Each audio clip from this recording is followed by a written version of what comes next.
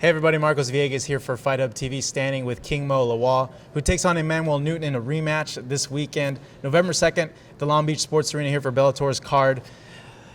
Mo, looking at this fight, there's been a lot of talk between you and Emmanuel and a lot of, I guess, media calls and things like that. You know, you coming into this fight, you know, what's your mentality like this time, and how do you want to approach this fight as the way that you approached the first fight, but a little bit more cautious, or just overall different game plan, everything changed? I'm going to do the same. You know, he has caught me. That's it. You know, it's business. I'm going to go out there and fight him like the first time. You know, things happen. People get caught. MMA, anything can happen. So, you know, this time I'm pretty, you know, I kind of know what my mistakes were in this last fight, and I'm not going to make them again.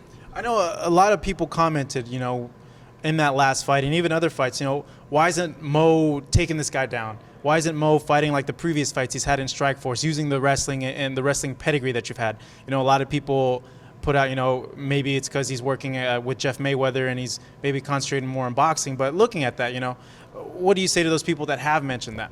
They're stupid, because when I fight in Strikeforce, I used wrestling on Musashi, and I used wrestling on, Lemar Zarkin. Did I use wrestling on Roger Gracie? No. They used on Mike Whitehead? No. So what are they talking about? I use what's there. You know, it's not like I went out there and just wrestle everybody, because most of the times I had knockouts. Look at my fights. I think I have 11 fights, 11 wins with 10 knockouts, or 9 knockouts. You know, so people are just talking, but the thing is, just talking about the fans that don't know nothing. They don't watch you train. They don't know what's going on. Just because I trained jiu-jitsu with Robert Drysdale before I fought Roger Gracie, does that mean I'm going to go out there and out-jiu-jitsu Roger Gracie? No.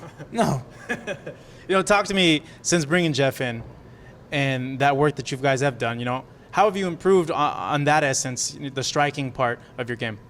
I'm still improving, still working on things. The thing that helps me the most outside of Jeff is his instruction.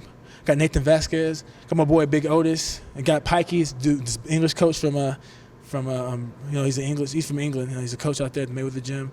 I spar with Michael Hunter and Andrew Tabiti, who are top flight boxers. You know, so I'm getting what I need to get in, and I got good instruction from them.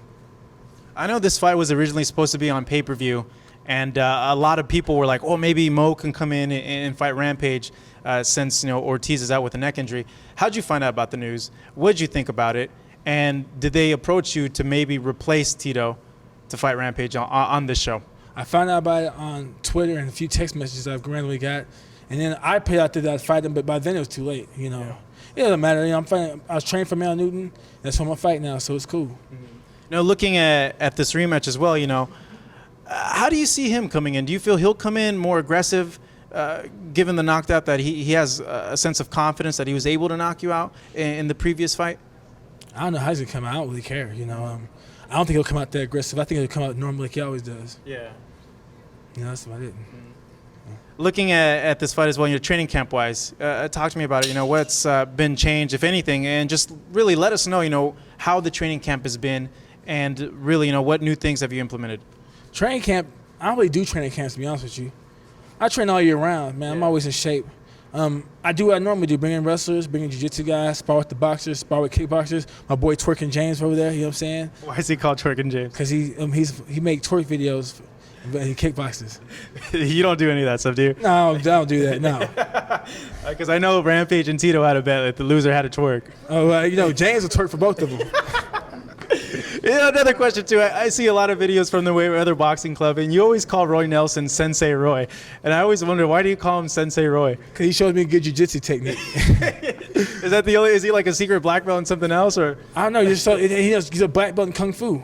Is he really? Yeah. I did not know that. He's a black belt in Kung Fu, I think. Yeah, he's been doing Kung Fu he did Kung Fu for years before he did jiu-jitsu. Mm-hmm. Yeah, he used to go to Shaolin, he's at Shaolin Monastery and train there and everything. In China? No, they have 2 Shaolin temples in Vegas. No way. Dead serious. Wow, you know, you learn something new every single day. Any Kung Fu moves you're gonna bust out in this fight, maybe? No. Nope. Mo, we can't wait. You know, it's a rematch a lot of people are looking forward to. Thank you very much. We certainly appreciate it. This man right next to me going up against Emmanuel Newton in a rematch many of you fans are looking forward to this Saturday, November 2nd. Bellator's inaugural pay-per-view here in Long Beach, California. Marcos Villegas for Fight Hub TV.